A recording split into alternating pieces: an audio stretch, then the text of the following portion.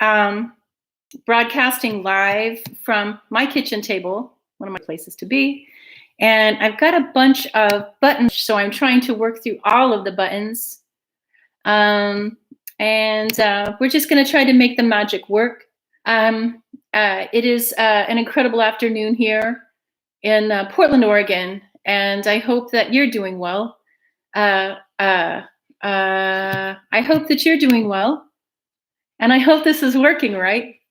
We are here to talk about how to write your rant. This is day 2 of the How to Write Your Rant challenge. You already know I put together a journalist, understand and report the news in your community. Last year, it came out almost a year ago. And basically, my goal in life is to educate people about the tools of journalism, the tools of media, because if innovation happens in this industry, it's going to be something you did, right? We've talked about that a little bit before in the earlier parts of this workshop. The first part, you can find it on my Facebook page, Media for the People, is an overview of how to write your rant. The rant itself workshop did not come from the Orange Book. It's something that I developed separately because I feel like these are strange times, and I'm really concerned that people need to be able to we need to be able to advocate for ourselves. We need to be able to think clearly and organize our thoughts to share them with the world. I don't think it's ever been more important than it is now. And I also have to say, I kind of feel like crying, but that's okay. I bet there's other people crying also. And, it's just condensation coming out of my face. Really want to make a big shout out to Teresa Mitchell right now. Love you so much, honey. Hope you're doing well. Anyway, so how to write your rant.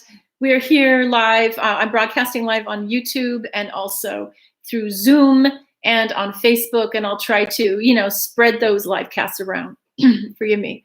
So yesterday we talked about laying the groundwork, how to lay the groundwork of your important rant, which really involved deciding who you're talking to, what you want them to do, and what you want them to know about the topic that you're talking about, so that they can understand the points that you're making, right? The activity, the homework that I assigned everyone was to research your topic and create a background of knowledge, right, that you're going to draw on in the next 4 steps, which today includes one of the whatever steps. We're just counting. We're just getting kind of mathy over here. And we talked yesterday about how to research topics online. Writing the rant in the first place. What is your point, right? Because when you listen to the overview, which was a 30-minute video that you should listen to first, that's also on my Facebook page. When you listen to the overview, you know that the way your rant is built is with one main point, right? One main point, and then supporting points, and then a conclusion that includes your main point plus a call to action. So that's 4 steps. Your main point, supporting point 1, supporting point 2, and then lastly, you're restating your main point with a call to action. And we're going to get to that by the end of this week. Today, I wanted to talk about how to hone your main point. As you look over your background material, you ask yourself, what's the overall burning point I'm trying to make here? That's your number 1 job. The first thing you should be doing. It sounds simple enough, but sometimes you wind up with a gigantic pile of facts and it becomes confusing, right? But anyway, the most important thing that you have to do is figure out the most important thing, that most important point that you're trying to make to people. It should be written in a sentence. It should be crystal clear. And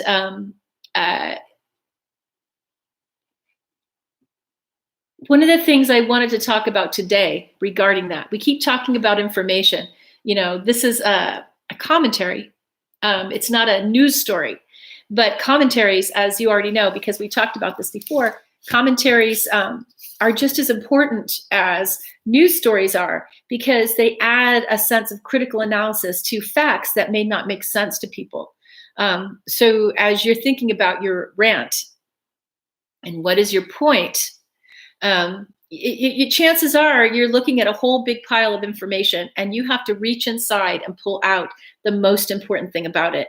The current situation that we're in right now with the global COVID-19 pandemic is a perfect example. I bet you've seen plenty of people talking on their social media platforms or arguing in their families about what is important to know about it, right? And for some people, it might be like how to deal with it, how to cope with it. For other people, it might be where did it come from? For other people, the main point might be, who's going to make money off of it? Because we all saw the article in the New York Times about the guy that he stockpiled so many emergency supplies because he was going to make his first $1 million selling them online. And that guy got busted because that's actually against the law. So it's interesting. It's interesting when you look at, just to take one example, COVID-19 pandemic. There are so many points that someone could make. It's your job to figure out the most important thing that you want to talk about. Okay. So, and then tomorrow, the next segment, we'll talk about how to put together your supporting points. But today, I really just wanted to spend a few minutes talking about what is information even. So I was looking. So as you're looking, you created your background of information. You laid your groundwork. You spent some time researching the topic that you feel so strongly about. Now, I have to talk for a second about what is information and where does it come from? Because this is a weird one. It's weird. What is your main point? It's got to be built on some kind of information.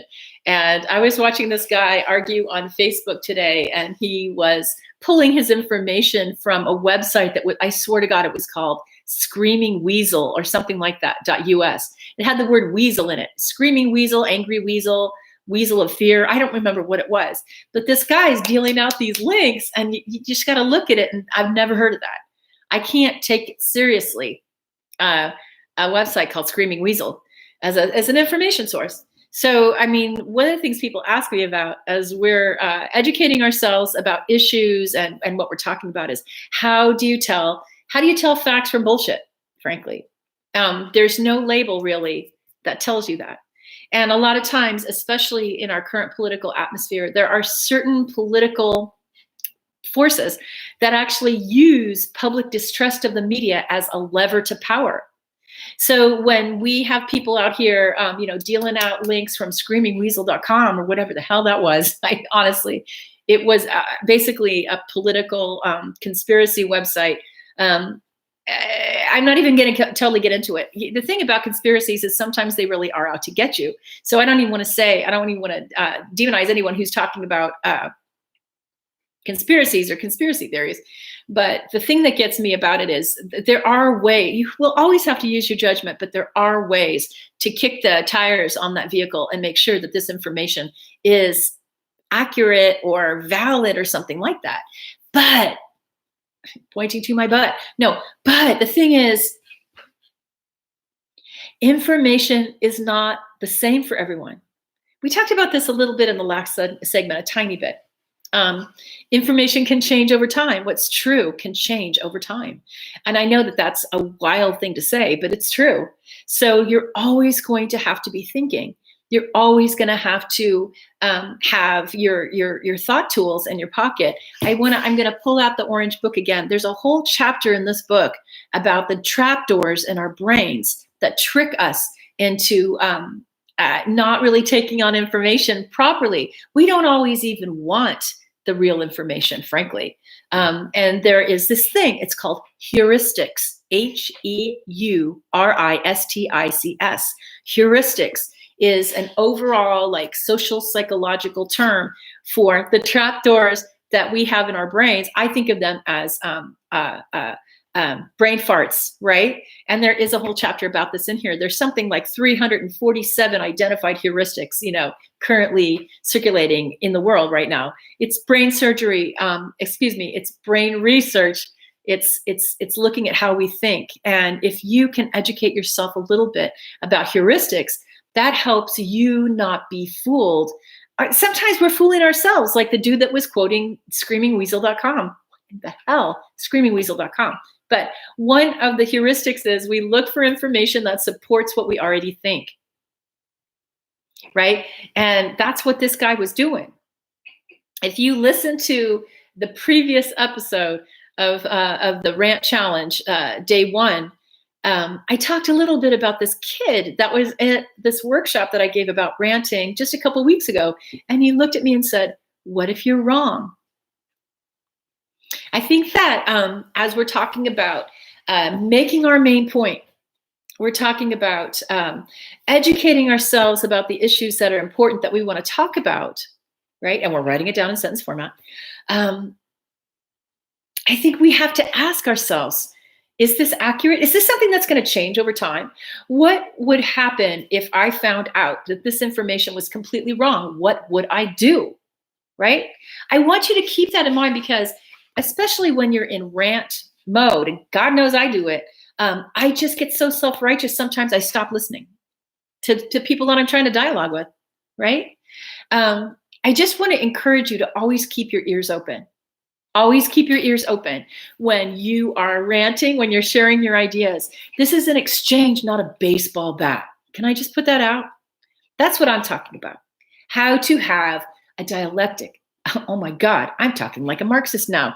But the point that I'm making is, as we're talking about how do you hone your main point, that's what we have on the table right now.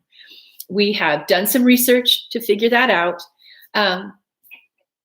You have to look into that big pile of research and pull out something, the main point you want to make, and write it in sentence format. There are times when you might look at that and think, oh my God, I was totally wrong.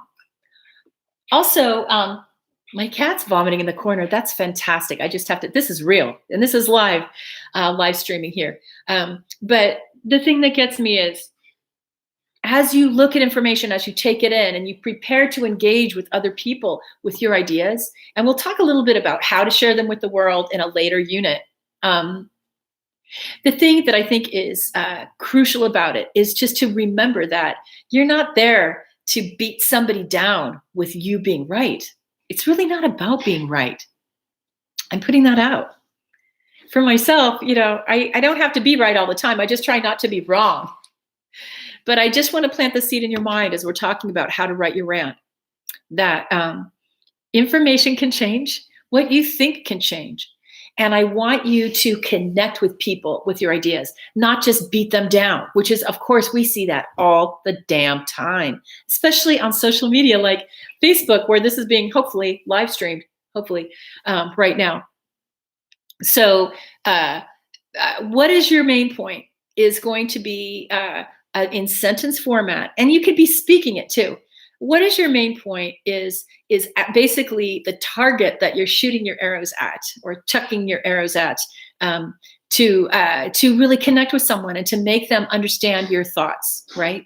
And one thing that I think is an interesting tool, a friend of mine, a wonderful journalist friend of mine, he talks about this concept of a burning question. Sometimes your important point can be asking a question, right? And so the idea of a burning question, I want to explore that a little tiny bit. Are there certain pieces of information or questions or statements that are so important that they just leap at you, right? That's how you can tell that that's your main statement, your point, right? As we're talking about writing our rant, we do want to stick to a handful of points. We talked about that in the last segment, how, and also in the overview, how not to go down a rabbit hole and lose your listeners, lose who you're talking to, because we're talking about dialoguing with people. So what is a burning question? As you filter through all the information that you've pulled out about the topic that you're looking at, and we could use the coronavirus as an example. There's so much information going out there. A lot of it's going to change over time. We've seen a bunch of it already change. Why is that? Part of it has to do with the journalists that are creating it. Part of it has to do with the scientists who are doing the research to try to figure out what this virus actually is and how it works. They don't know yet, right? They don't know everything about it. So there are people, especially up in Washington State, who are literally working around the clock to come up with a vaccine. Scientists came up with a new test for it. Some of these things change over time, and I really want you to keep that in mind. as you're creating a rant, as you're making your main point, I want you to see it as something more like water, less like a baseball bat. Okay. Um, uh, so, what else is there to say about it? I mean, as you're visualizing how to create your, for example, testimony before the county, Multnomah County is where I live. Our local government has opportunities to give testimony on important issues. Last year, the city of Portland, I live in Portland, Oregon, and welcome to everybody around the world who might be watching this right now. But last year, the city of Portland held a gigantic forum to give people who are opposed to oil trains traveling through our city a chance to speak out. This is a huge issue for us here because the city government actually passed a rule that said they were not going to allow any more fossil fuel infrastructure. But then this corporation stepped up called Zenith that actually figured out a way to do it anyway. And the city basically is, I mean, and people can argue about what the city is or isn't doing. That was what people were trying to do at this forum. But people got like, I think that only a few people got like 2 minutes to speak at this because there was like 1,000 people there and a microphone, right? So how are you going to stop? And in that case, most of the people that were at that forum, they wanted to speak to the city officials. That's who their message was really for, the mayor especially. They wanted to get the mayor to basically shut down this corporation. Basically, I'm putting that in a nutshell. So how did people pulled out different main points, right? And as you're thinking of what is your main point, remember that at the end of your rant, you're going to be repeating this main point with a call to action. So you're thinking about a main point and you're thinking, how does it connect with what you want people to do? That's not what we're doing at this step exactly, but those things are linked, right? So how to write your rant challenge. This is day 2. What is your point? I want to suggest that you make it simple. You keep it simple and you're keeping in mind who you're talking to. A lot of times I will waffle on this one a little bit because plenty of times people are talking to the mayor or the governor or the president, but they know everyone else in the country is going to be listening to them. So if you are talking about oil trains, you might, what's going to slow you down is what is the word I'm looking for? The words that talk about oil and oil infrastructure that everyday people don't understand. So as you're coming up with your main point, you're deciding who you really are targeting with that main point, what you want them. Other people won't understand the jargon. Jargon is the word that I'm reaching for. Other people won't get lost in the jargon. Other people who are not the person that you're directly talking to will be able to hear you as well, right? So just to recap a little bit, and then I'll jump off here because I've got homework for you, right? I always have homework for you. I want you to look over your background material. I want you to ask yourself, what is the overall burning point? 1 point per rant, okay, that I'm trying to make here. You're going to have to boil it down to one really sharp implement, frankly. So that is your goal, and you're going to write it down in sentence format. We've talked a little bit about information. If you're trying to create a really important point with really important supporting points, please don't go to a source of information that's called screamingweasel.com, right? I do know that boardpanda.com does some fantastic photographic and video layouts. They're awesome. But as you're looking at what is a source of information, I want you to stick with sites that many people have heard of before, or sites that bring in information that comes from reports, government reports, eyewitness accounts, video from the scene, photographs from the scene. In a future workshop, we'll talk a little bit about how people fake information, and we could talk about deep fakes, that concept of how people have figured out how to make fake videos that look like the real thing, although people are also coming up with tools to guard against that too. But basically, I'm asking you to look at information that that other people can take in, that comes from a source that you can verify. I should do one whole workshop just on what is information, because that's complicated, right?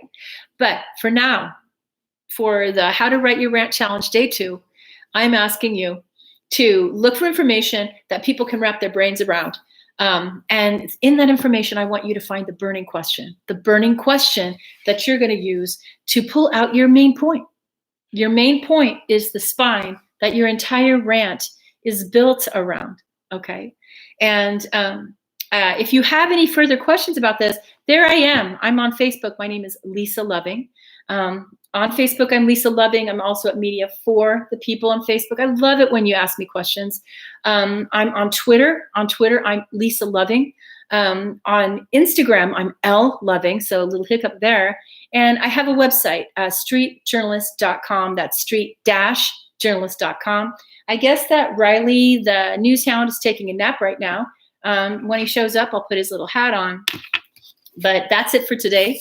The book is Street Journalist, Understand and Report the News in Your Community. It's from Microcosm Publishing. That's microcosm.com. And I want to thank everybody for being here today. Fact checking is your friend. And thanks again.